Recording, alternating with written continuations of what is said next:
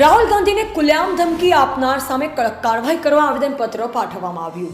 BJP leader તનવીરસિંહ મારવા તારીખ 11/9/2024ના દિવસે મારવાએ બીજેપીના કાર્યક્રમમાં ખુલ્લેઆમ leader of opposition LOP Rahul ગાંધીને ધમકી આપેલ, જેમાં તેના શબ્દો રાहुल गांधी बाज आ जा नहीं तो आने वाले टाइम में तेरा भी वही हाल होगा जो तेरी दादी का हुआ।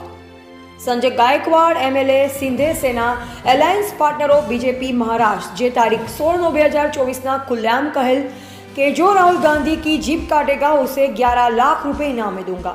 रेलवे मंत्री श्री नवीन बीटुए तारीख 15/9/2024 खुलेआम मीडिया में कहल कि राहुल गांधी हमारे देश का नंबर 1 आतंकवादी है। एमणे जाणी जोईने आ वात कहेल छे, जेना कारणे पब्लिक भड़के अने नफरत फैलावे अने राहुल गांधीनी खिलाफ नफरत पैदा करे।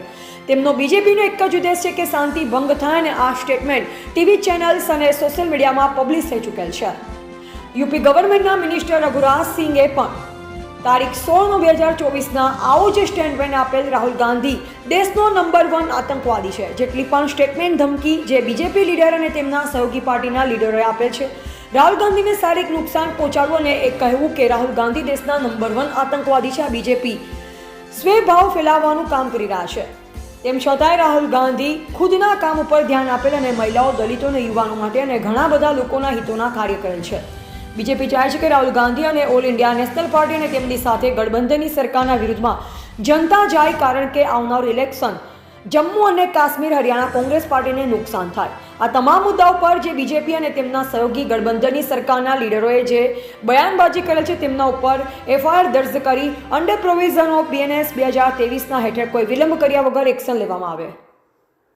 આજરોજ ઓલ ઇન્ડિયાના મહિલા પ્રમુખ અનિકા લાંબાજી અને ગુજરાત પ્રદેશના મહિલા પ્રમુખ જેનીબેનના આદેશ અનુસાર જે બીજેપીના નેતાઓ દ્વારા લોકસભાના વિરોધ પક્ષના નેતા આદરણીય રાહુલ ગાંધી માટે અભદ્ર ટિપ્પણી જે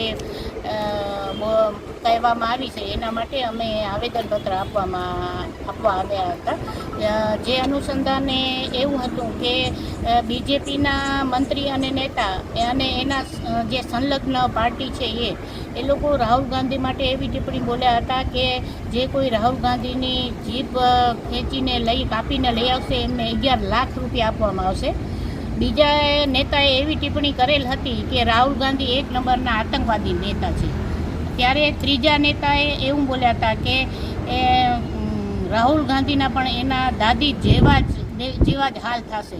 એટલે આ ભારતીય જનતા પાર્ટી ના નેતા એ લોકો સત્તાના નશામાં એકદમ ચૂર થઈ ગયા છે અને ગમે એવા વાણી વિલાસ કરવા માંડ્યા છે। આ વાણી વિલાસથી એ લોકોનો હેતુ એક જ છે કે દેશમાં નફરત ફેલાય। જ્યારે રાહુલ ગાંધી છે એ નફરતની બજારમાં એક મોહબ્બતની દુકાન ખોલી રહ્યા છે અને એના માટે એણે સબળ નેતૃત્વ અત્યારે પૂરું પાડ્યું છે।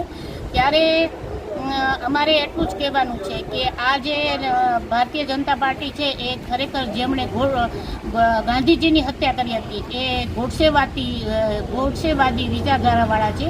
આ કોંગ્રેસ પક્ષ રાહુલ ગાંધીનું અપમાન બિલકુલ સહન નહીં કરી લે। આના માટે અમારી એક જ માંગ છે કે બીજેપીના નેતાઓ માફી માંગે અને પોલીસ કમિશનરને પણ અમે SP સાહેબને પણ અમે રજૂઆત કરી છે કે એના સામે કડકમાં કડક કાર્યવાહી થાય અને જો આના માટે કાર્યવાહી નહીં થાય અને માફી નહીં માંગે તો અમે ઉપરના જે પ્રદેશના આદેશ અનુસાર અમે મહિલા કોંગ્રેસ બિલકુલ સાથી નહીં લે, કારણ કે રાહુલ ગાંધીએ મહિલાઓ માટે પુષ્કળ કામ કર્યા છે। તો અમે રસ્તા ઉપર ઉતરીને પણ એક આક્રમકતાપૂર્વક आंदोलन કરીશું।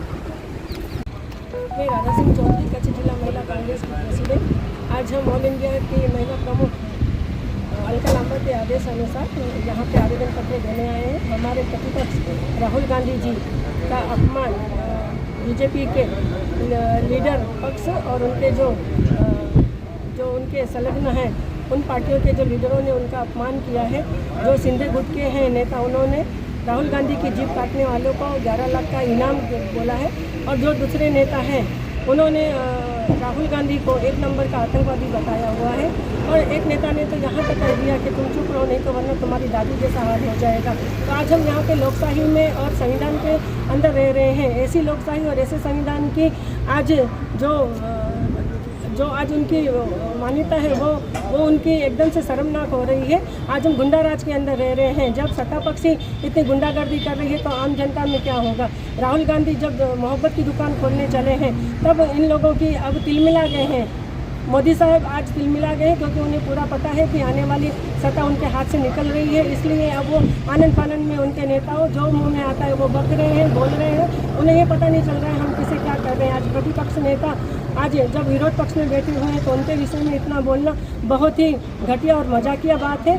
इसे महिला कांग्रेस चलाएगी नहीं और आगे अगर इन पर सख्त कार्रवाई नहीं हुई तो महिला कांग्रेस मैदान में आएगी। इसके साथ